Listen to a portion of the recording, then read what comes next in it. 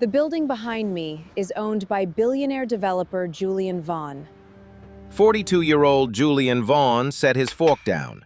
The sound of metal on porcelain rang through the penthouse like a bell in an empty church. On the screen, a woman stood on a frozen sidewalk in Philadelphia, two children clinging to her coat.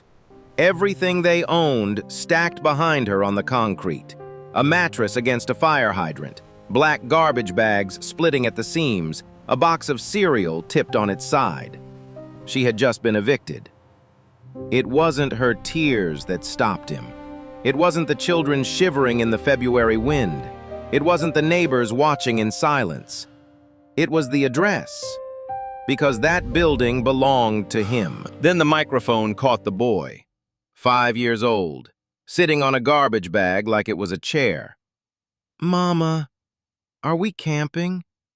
And what Julian Vaughn was about to find inside his own empire would break everything he believed about the man he had become. Stay with me on this one. It does not end where you think it ends. And if a story like this is worth your next 20 minutes, hit subscribe. That's the whole ask. Now, let's start where he started. Alone. At a table set for 14. The penthouse took up the top 3 floors of a glass tower on Lakeshore Drive. The dining table seated 14. In 4 years, every chair had never once been filled. Most nights only one was. The same chair pulled out at the same angle facing the same black water. Outside, Lake Michigan. Flat, giving nothing back. 14,000 rental units, 6 cities, $2.6 billion. And Julian Vaughn had never once stood inside a single one of them. Not one hallway, not one kitchen.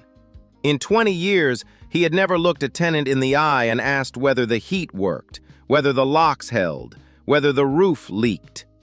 He didn't need to. That was what systems were for. Every building was run by a third-party firm, professional, efficient, distant. He read quarterly summaries, revenue per unit, occupancy, operating margin. If they can't pay, they made choices. Their choices aren't my problem. He said it to his board. He said it to his COO. He said it to himself late at night when the penthouse got too big and too quiet. He said it because his father had said it first. Harlan Vaughn. The name still carried weight in Chicago 7 years after the funeral. He was born on 63rd Street in a building with a broken boiler and a landlord who never once came to look at it. He put himself through night school. He bought 12 units on the south side and turned them into 3,000 before his son finished college. And somewhere in there, he learned to talk like the men who used to own him, and he never talked any other way again. Harlan Vaughn did not believe in sentiment. He believed in leases. He believed in margins. And he believed that the day you started seeing a tenant as a person, you had already lost. Julian was 14 the first time his father took him into a building. January, 63rd Street, the same block Harlan Vaughn had been born on, though he never once said so out loud. Cold enough that your breath turned solid the second it left your mouth. A stairwell where the railing shifted under his hand. A hallway that smelled like mildew and old cooking grease. On the second floor, a family was being moved out. A woman stood in the doorway with a toddler on her hip. Behind her, 2 older kids sat on garbage bags stuffed with clothes. She was crying. Quietly. The kind of crying that comes after you've already screamed and nobody came. Julian stopped walking. "Can't we help them?" Harlan Vaughn didn't slow down. His hand landed on his son's shoulder and kept him moving. "You feel sorry for her. Good. That means you're human." He turned the corner without looking back. "Now learn how to stop." Julian looked over his shoulder one last time. The toddler was chewing the zipper of a coat too thin for the season. The mother's eyes met his for half a second. Then his father's hand tightened and the hallway ended, and that was that. That moment never haunted him. That was the problem. He learned it. Perfectly. He walked to the laptop before his brain had finished giving the order. The Vaughn Sterling Master Database. $300,000 to build. Every unit, every lease, every payment, every filing across 6 cities. He typed the address from the screen. The file loaded, clean, organized, efficient. Tenant, Adrian Boykin. Lease start, March 2019. Monthly rent, $1,150. The payment history scrolled down like a heart monitor. Green, green, green. 58 months of green. Then 2 marks in red. Missed November, missed December. Filed January 14th, executed February 3rd. 6 weeks. 6 weeks to erase 5 years of a woman keeping her word. He clicked into the case notes. Halstead Property Group. Their entire record of a human life came to 3 lines. Tenant non-responsive to payment reminders. Standard eviction protocol initiated per portfolio guidelines. Unit scheduled for turnover and market rate relisting. He read the second word 4 times. Non-responsive. The reporter had said she called them 11 times. And the system had a word for that. The word was non-responsive. The phone started ringing at 7:04. Publicist, general counsel, head of communications, then the publicist again. Somewhere across town, a room full of people paid very well to protect Julian Vaughn from consequences had just gone into motion, the way a body sends white cells to a wound. He watched it light up on the marble. Once, twice, 9 times. And there it was, the exit. All he had to do was pick it up, and by morning, a team of professionals would have this off the air, off his desk, and off his conscience. His thumb hovered. He turned the phone off. For the first time in 20 years, Julian Vaughn did not want to be protected. He went back to the file one more time before he closed it. In the corner of the screen sat a small gray icon, a paperclip, an attachment. He scrolled past it without seeing it. Not because it was hidden, not because anyone buried it, it was right there, 4 inches from his hand. He scrolled past it because in 20 years, he had never once needed to know what was inside a tenant file besides the numbers. He would open that attachment 31 hours later, and it would end the man he used to be. He picked up the landline and called his driver. First flight to Philadelphia, whatever's earliest. A pause on the line. The sound of a man reaching for a notepad at 8 at night. Should I notify your office, sir? Your assistant? Julian looked at the black lake. 14,000 doors out there with his name on the deed. No, just the seat. For 20 years, every decision he made had passed through lawyers, advisors, and policies built to keep him clean. Not tomorrow. Tomorrow he was going alone. The flight landed at 7:42 the next morning. He had slept maybe 90 minutes. He gave the driver the address, then told him to stop 2 blocks short. He wanted to walk it. He wanted to feel the exact distance between his world and the one he'd been billing. The neighborhood announced itself in stages. The buildings got shorter. The sidewalks got rougher. A bodega with half its neon burned out. A bus bench with the backrest torn off. Julian walked through all of it in a cashmere overcoat that cost $1,200 and shoes that had never touched anything rougher than polished marble. He looked like a man who had taken a very wrong turn, and in a way, he had. 20 years ago. He saw it before he reached it. 5 stories, red brick gone gray, rusted fire escapes, 2 windows on the 3rd floor patched with cardboard and duct tape, and the front door propped open with a cinder block. Because the lock had been broken so long that nobody in the building bothered reporting it anymore. That was the part that got him. Somewhere along the line, 48 households had all quietly agreed that asking was a waste of breath. Inside, the hallway wasn't dim, it was dark. 3 of 4 ceiling lights were dead. The floor peeled at the edges. Water stains came down the walls like bruises. The elevator had an out-of-order sign taped to it. The tape had gone yellow. He took the stairs. The railing shifted under his hand, and something in his spine remembered being 14. On the 2nd floor landing, a roach crossed his path. It did not hurry. Nothing in that building was afraid of its owner. Nobody in it knew his face. 48 units, about $600,000 a year in rent, and he'd owned it for 7 years without once seeing the stairs. He knocked on the first door. Nothing. He knocked on the second. A chain rattled. The door opened 3 inches. Silver hair pulled back tight, and eyes that had learned exactly what a nice coat in this hallway usually meant. "Can I help you?" My name is Julian. The last name stayed in his throat, and he let it stay there. "I work with the ownership group." She looked at his shoes, then his watch, then his face, and something in her went very still. "You're not from around here." He heard what she was actually asking, and he didn't insult her by pretending he hadn't. "No, ma'am." She kept one hand on the door and did not move out of the way. "No. But somebody in your family was." Julian said nothing, because his father had been born in a building like this one, on a street like this one, and had spent 60 years making sure nobody ever heard it in his voice. She studied him a moment longer. Then, unhurried, she slid the chain off. "Come in, then. I've got plenty to show you." Beatrice Landry, 71, Unit 204. 12 years and 3 months, she said. And she said the months out loud because Miss B counted. She counted everything. It was the only power the building had left her. The space heater hummed in the corner. She nudged it with her slipper on the way past. 19 days without heat. She lowered herself into the armchair, both hands on the arms, taking it in stages. "It's on the calendar. I mark them." Julian looked around while she settled.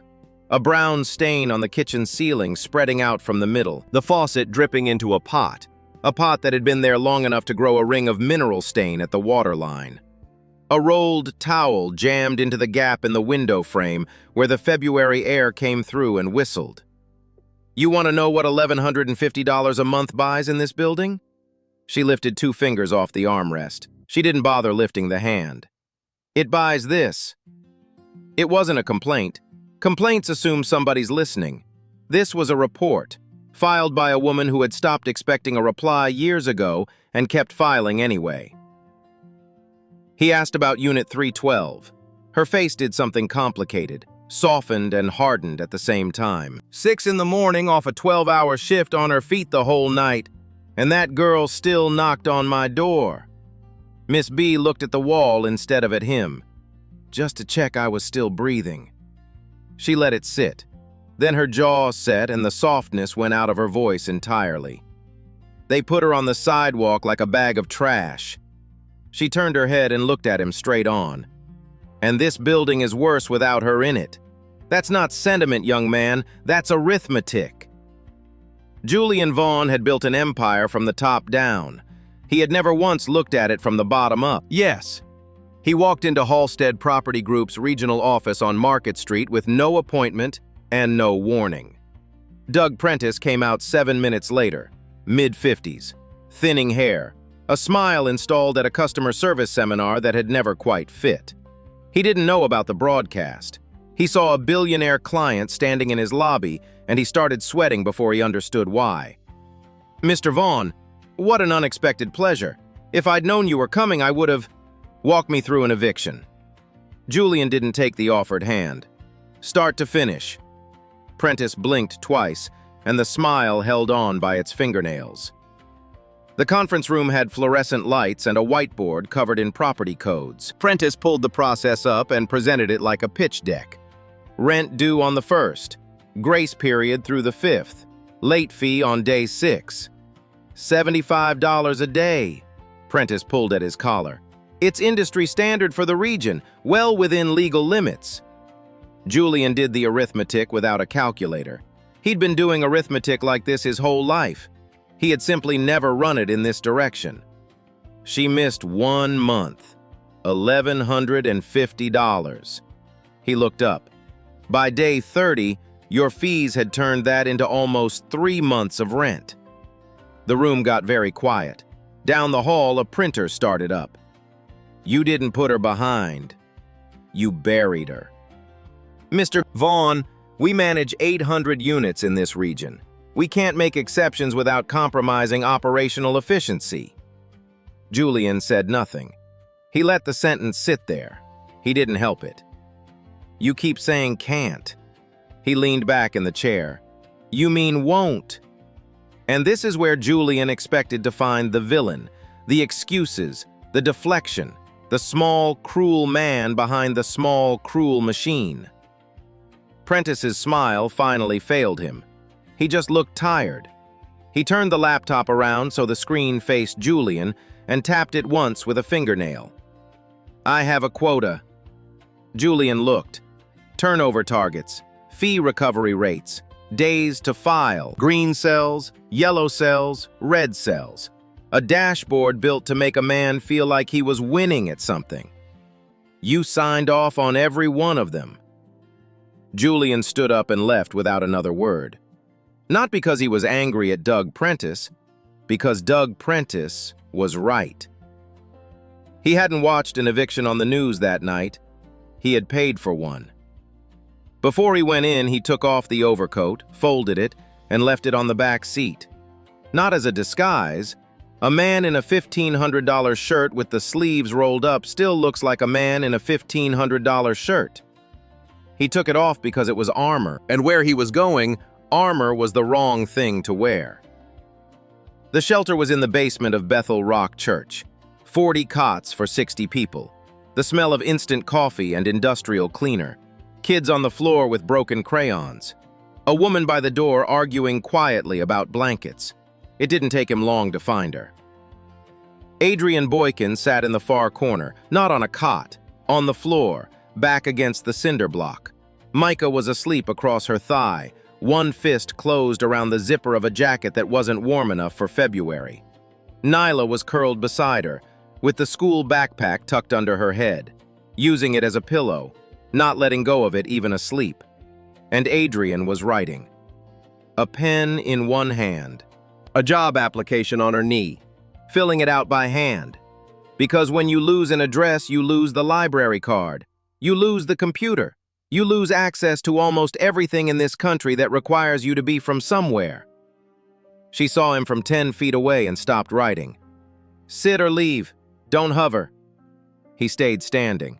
He had negotiated in 11 countries, and suddenly he did not know what to do with his hands. I saw what happened to you. I wanted to see if there was anything I could do. She capped the pen and set it down on the paper, deliberately, like closing a door. Then she looked at him the way he looked at balance sheets, fast, accurate, without sentiment. I don't need sympathy. She held up one finger, then two, then three. I need a lock, a paycheck, a bed for my kids. She tilted her head, and there was almost something like amusement in it. Almost. Pick one you can actually hand me. He couldn't remember the last time somebody had spoken to him without deference, without calculation, without wanting something. She wasn't asking for charity, she was issuing terms. Help is easy. Everybody wants to help. She went back to her application and the pen kept moving while she finished the thought. Nobody wants to fix the thing that broke me. People hand you a sandwich and drive home feeling like a hero. It landed somewhere he wasn't protecting. Not his pride, his guilt. Because she had just described exactly what he'd walked in there planning to do. He had no clean answer, so he gave her the only true thing he had. I heard your son ask if you were camping. His voice cracked on the last word. He hated that it did. He didn't try to hide it. I haven't closed my eyes since. Something moved in her face. Not trust, not softness. Just a hairline crack in a wall she'd built very carefully. The acknowledgement that this stranger had seen the one moment she had worked hardest to hide. She didn't invite him to sit. She didn't thank him. She looked at him for a long, long time. And then she went back to her application. She didn't tell him her story, not all at once. Nobody does. It came in pieces, over days, in the margins of other things. Because telling your whole life in one sitting takes a kind of energy that homelessness steals in the first week and never gives back. The first piece came while Nyla was coloring at the folding table, and Adrian was watching her do it. Her mother's name was Gwendolyn. She cleaned houses in Chestnut Hill 6 days a week, hands raw from bleach, knees worn out on floors that belonged to other people. She raised Adrian alone, and she taught her exactly one thing over and over until it went into the bone. You work. You pay your way. Nobody owes you a thing. But the second piece came a few days later, with Micah asleep across her lap and her hand resting on his back. Andre Coles. Construction. Big hands, quiet voice, the kind of man who fixed things without being asked and never mentioned it after. They never married. They didn't need a document to know what they were. He fell 3 stories from scaffolding on a job site in Camden and died before the ambulance got there. 31 years old, no life insurance, no workers' compensation because the contractor had classified him as independent. One word, on a form. That word was worth more than his life. The third piece she handed him across that same folding table without once looking up from her application. Third interview. Nice woman, real nice. She reads my file and she says, "So you'd need childcare." Adrian turned the pen over in her fingers. Once. Childcare runs $1,100 a month around here. She looked up at him. My rent was $1,150. So I can't take the job without childcare. And I can't pay for childcare without the job. She went back to writing. She didn't seem angry. That was somehow worse. They call that a market. I don't know what to call it. There was a fourth piece, and she never said it out loud. She never would have. Miss B told him instead in a hallway in about 9 seconds because she thought he ought to know what he'd been billing for. Adrian sold the television first. $80 for a set that cost $300. Then she sold her own bed frame and slept on the floor for 2 months so Nyla and Micah could keep theirs. Then the old phone, $45. Then the microwave, $20. She never sold the kids' things. Not one book, not one toy truck. Those were the only proof her children had that childhood still existed. And then there was one more piece, and it had nothing to do with her at all. On the third visit, Micah climbed onto the bench next to Julian without asking, the way 5-year-olds do, and held out a broken crayon. You can have the blue one. He was already back to his drawing before Julian's hand had closed around it. Blue is for the sky. Julian took it. His hand was shaking and he couldn't have told you why a broken crayon weighed more than a $200 million acquisition. But it did. Nyla drew butterflies mostly. Butterflies and houses. Every single picture had a house in it somewhere. A square with a triangle on top, and a door with a handle. It happened on an ordinary afternoon, and it took about 4 seconds. Nyla unzipped the backpack to pull out a drawing she wanted to show him. 3 packets of saltines fell out onto the floor between them. She snatched them back, faster than a 9-year-old should be able to move, the speed of somebody who's practiced. They're for Micah. She zipped the bag shut and pulled it into her lap and held it there with both arms. He gets hungry at night. Julian Vaughn had closed deals worth $200 million. He had stared down regulators, unions, and a room full of men who wanted him ruined. He could not think of one word to say to a child holding crackers. Here's the part he didn't learn until much later. Months earlier, in a kitchen she was about to lose, Adrian had found the crumbs at the bottom of that same bag. A 9-year-old who'd figured out that love meant smuggling saltines out of a cafeteria. A child who understood her brother was hungry before her mother could work out how to say the word out loud. She sat down on the kitchen floor, and she pressed both hands over her mouth so her children wouldn't hear. 2 in the morning, a hotel room in Center City. Julian opened the master database and pulled data he had owned for 20 years and never once looked at. Eviction filings, all properties, all cities, last 12 months. The number loaded. 847 families. 1 year, out of his buildings. He clicked deeper, and it got worse the deeper he went. Most of them were single parents. Most of them had lived in his buildings for years before they ever missed a month. The average one had paid him on time for 3 years. These weren't people who moved in and stopped paying. These were people who paid, faithfully, and then hit one bad stretch the system wouldn't forgive. He opened her file again. Same screen, same 3 lines. And this time he saw the paperclip. He clicked it. A scan. 1 sheet of paper filled out by hand in careful handwriting that didn't waste a millimeter of the page.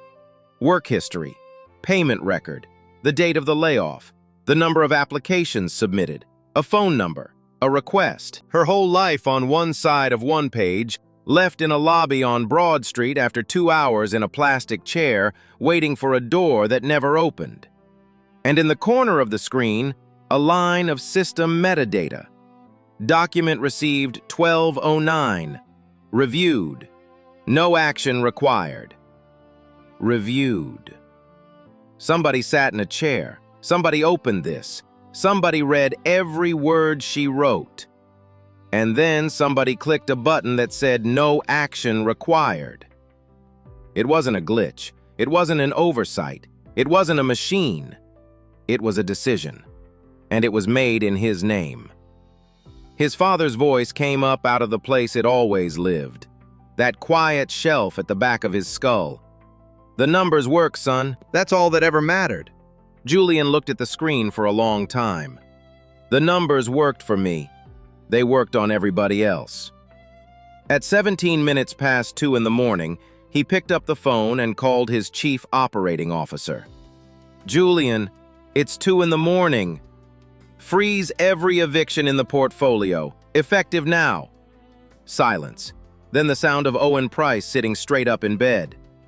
That's 14,000 units across 6 cities. Do you have any idea what the legal exposure? No new filings. No pending executions. Nothing moves until I say so. Julian, the board is going to... The board answers to me. He was standing at the window now, looking out at a city where 847 doors had already closed behind people he would never find. Not one more family, Owen. Not one. The freeze hadn't reached the press yet. His lawyers were still arguing about what to call it. So when Julian walked into the shelter that evening with groceries and a picture book from Micah, he was still, as far as the world knew, just a man in a nice coat with a guilty conscience. The television in the common area was tuned to a business channel, Vaughn Sterling Properties, a logo, a portfolio graphic, Philadelphia Holdings, and a face. She was waiting by the door, arms crossed, perfectly still, not calm. The kind of still that comes right before something lands. You're him. He set the grocery bag down, slowly, the way you put down a weapon. Yes. Say the address. He didn't look away. 20 years of walls built for exactly this moment, and not one of them was standing. 1932 Ferndale Street.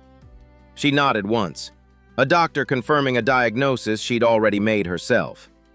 So you didn't watch a news story that night? She stepped closer, close enough that he understood she wasn't going to raise her voice, and that this was worse. You watched your own work. You came here to feel better, not to be better. Each word landed like a stone dropped from a height. Measured, heavy, deserved. Men like you break something, then you come back holding flowers. And there it was. The answer, sitting right in his throat, fully formed. I stopped all of it. 14,000 units, 6 cities, at 2 in the morning, because of you. One sentence. It would have bought him everything. Her attention, her doubt, maybe even her respect. Me swallowed it. Because the second he said it, this would be about him again. And for the first time in his life, Julian Vaughn held a winning card and didn't play it. You're right. He didn't flinch. He didn't reach for a single one of the 1,000 deflections his lawyers had trained into him. And I'm not leaving. Not because it makes me good. Because it makes me responsible. She turned and walked away. She didn't give him another word. But Nyla had been standing there the whole time, 9 years old, holding the straps of the backpack she never took off. The question crossed 15 feet of shelter air and landed on his chest like a fist. "Are you the man who took our house?" He couldn't answer.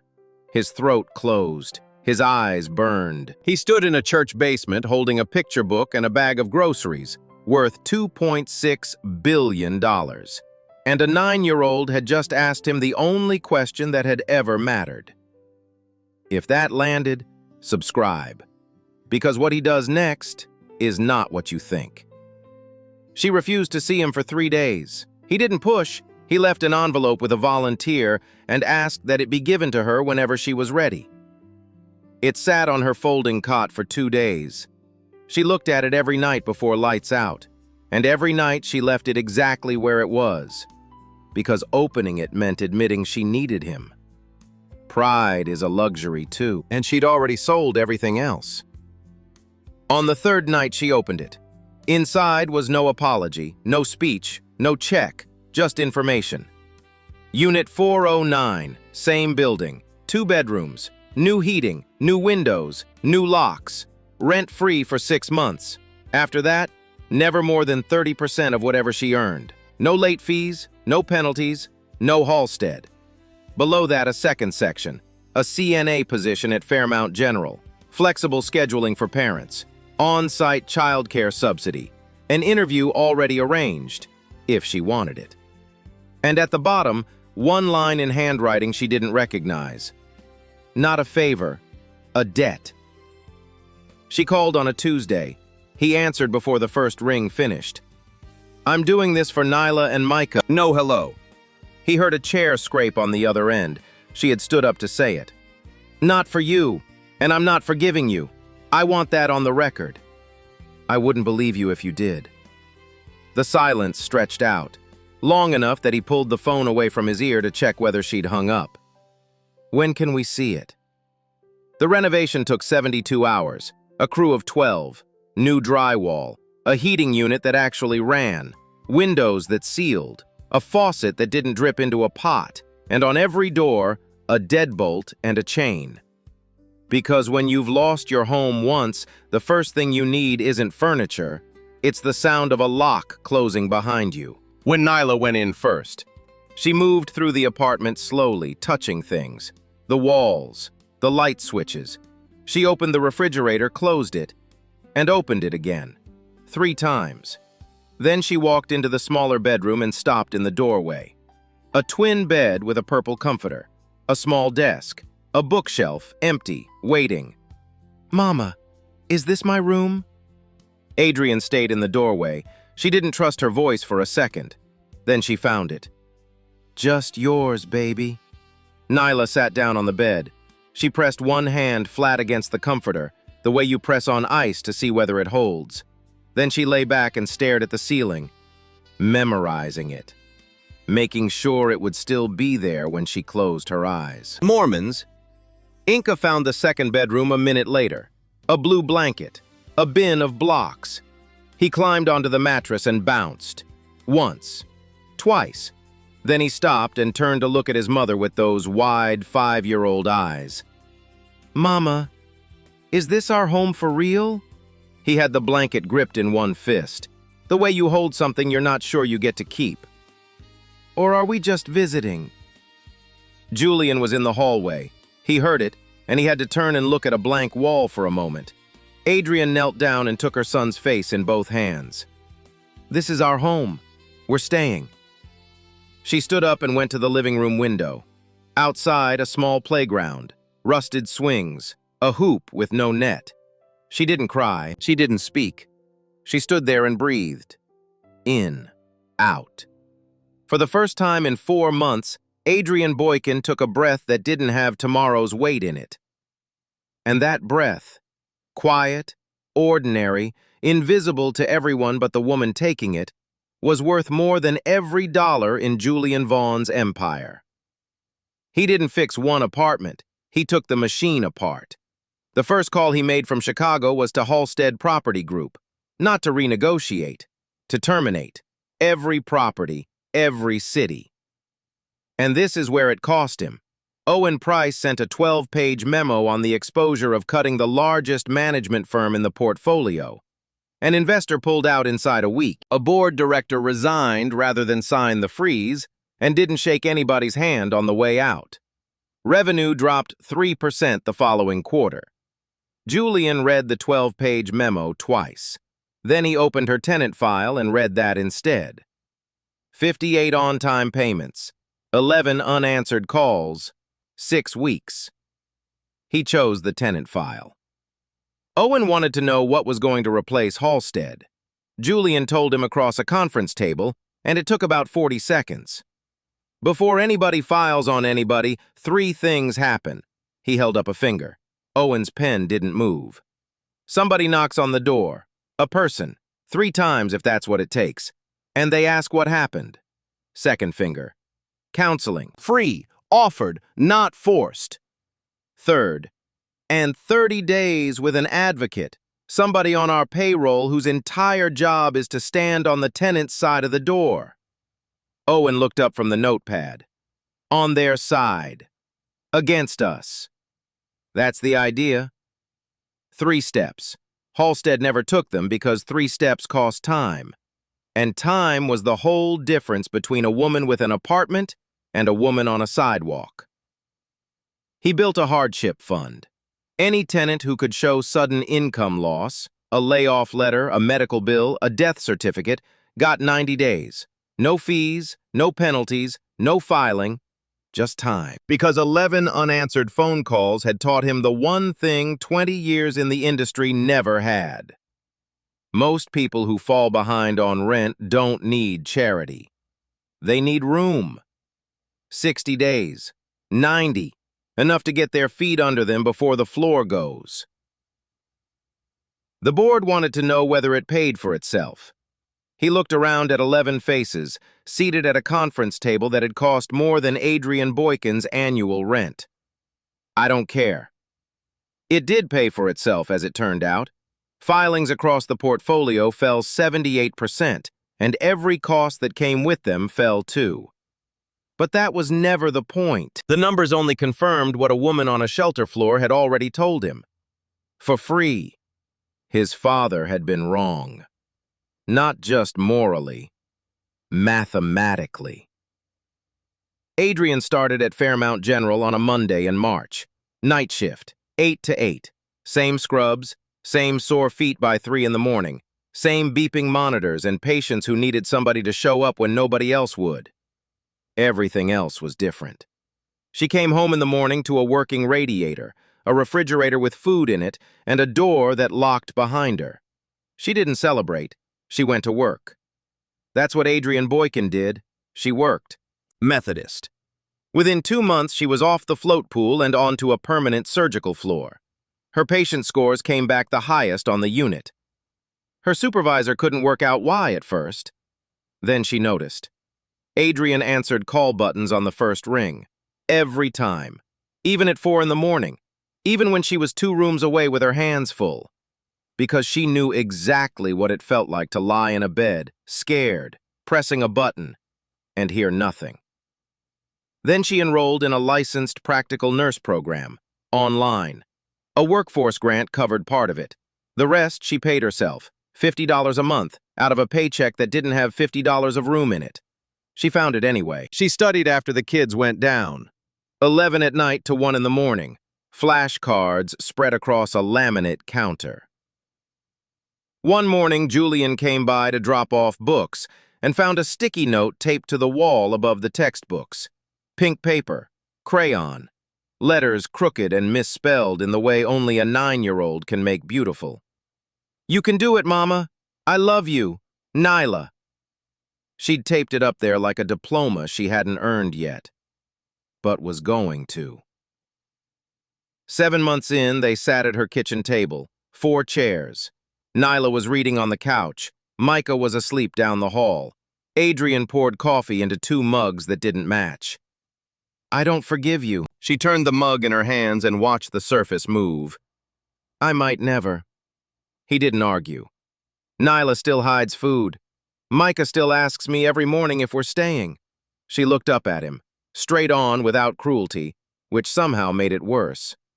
That doesn't go away because the radiator works. He didn't explain. He didn't defend himself. He sat there and took it.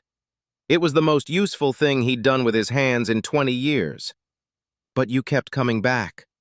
She set the mug down and pushed it half an inch away from her. Most men who feel guilty write a check and disappear. You stayed. That's not nothing. Thank you. And he meant it more than he'd ever meant those two words. Not thank you for forgiving me. She hadn't. She'd been perfectly clear about that. Thank you for letting me stay. 18 months later, Julian Vaughn stood at a podium inside a building he barely recognized. 1932 Ferndale Street.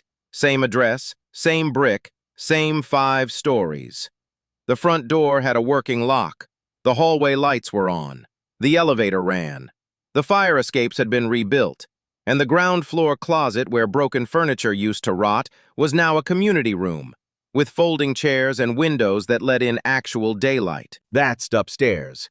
Beatrice Landry's radiator had run for 411 consecutive days. She knew.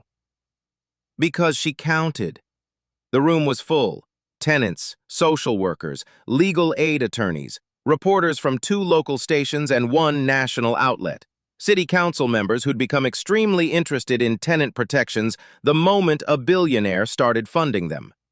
The Threshold Project, emergency housing assistance, free legal representation in housing court, and a training pipeline for tenant advocates, people paid to stand in the doorway between a management company and a human life. Not charity, not a gift, a correction. Mo. Adrian sat in the front row in a navy dress she'd bought with her own paycheck. Still a CNA, final semester of the nursing program. Nyla on one side, Micah on the other. Julian spoke without notes. I owned this building for 7 years and never walked through the front door.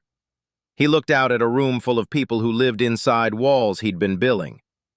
I never met a tenant. I never asked if the heat worked. I never asked if anybody in here was safe. My father was born on a street like this one, in a building like this one.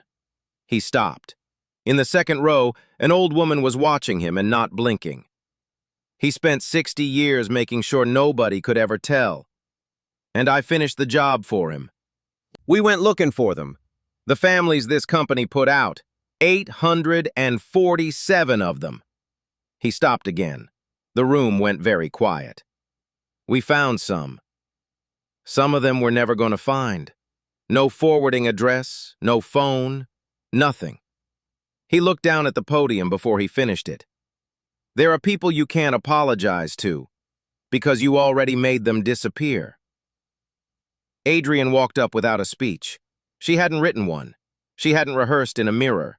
She stood there and looked at the room, and the room looked back. I'm not special. I'm not a story. Her eyes moved across the folding chairs, row by row. Millions of families live this, every year. I'm just the one who ended up on television. She turned her head and looked at Julian, held it, long enough that the cameras turned too. And let's be clear about something. He didn't save me. He just stopped standing on me. She stepped back from the microphone. That's all any of you have to do. Get off us. No applause line, no exit music. She walked back to her seat and took her daughter's hand. Afterward, when the reporters had packed up and the council members had disappeared into black cars, Nyla tugged his sleeve. Gently, the way she always did. Like she was asking permission to exist in his space. There's a girl in my class, Marisol. She lost her apartment too. She shifted the straps on her shoulders. She still wore the backpack everywhere. She probably always would. Can you help her? His throat closed. Because this was it. Not the foundation, not the podium, not the press. A kid in a hallway asking a grown man to help her friend. The simplest possible version of the only question he should have been asking for 20 years. Tell me about Marisol. 2 years after that February night, Julian Vaughn sat in the same penthouse, same table, same 14 chairs, same one chair pulled out, same black lake going nowhere outside the glass, same channel, same hour. Different story. A reporter stood on a sidewalk in Philadelphia. Behind her, brick, cleaned. Windows, whole. Fire escapes, painted. And behind that, on a small playground, children were playing. Actually playing, running, shouting, making the enormous, thoughtless noise kids make when they feel safe enough to be loud. Then the camera cut to a woman in hospital scrubs. Adrienne Boykin, licensed practical nurse, tenant advocate, advisory board member, mother of 2. The reporter held out the microphone. Adrienne started to speak. He had met her through this same screen, in this same chair, holding this same fork. She'd been silent then. Somebody else had spoken for her, explained her in 30 seconds to a country that was already reaching for the remote. Not anymore. He didn't turn up the volume. He didn't need to. He pressed the button and the screen went black. Not because the image was unbearable, because for the first time in his life, it wasn't. The penthouse was still too big. The table still seated 14. His father's voice used to fill these rooms. Sentiment is a luxury. Learn how to stop. Tonight the rooms were just quiet. And the quiet didn't feel like peace or like evidence. It felt like a room, in a building, where somebody lived, respectfully. Somewhere in Philadelphia, a 5-year-old boy was asleep in a room that was his. He hadn't asked his mother if they were staying in 4 months. He'd stopped needing to. And somewhere in a classroom, a girl was drawing a house. Square walls, triangle roof, a door with a handle. And this time, she drew the lock. One honest minute before you go. This story is fiction. The crisis isn't fiction. 3.6 million eviction filings are made in this country every year. That's not a statistic. That's a population, bigger than the city of Chicago. And behind every one of them is a mother packing garbage bags at 6 in the morning, and a kid asking a question no kid should have to ask. We say people lost their home, like they misplaced it, like it slipped behind the couch. They didn't lose it. It was taken. If this one hit you, subscribe. There are more stories like it coming, and they're the reason this channel exists. And send it to the person you thought about while you were listening. You know the one. They came to mind somewhere around the crackers. Because a mother packed her whole life into garbage bags while the neighbors watched. And a 5-year-old boy sat on top of it and asked if they were camping. Somebody looked away that day. Somebody always does. Don't be that somebody.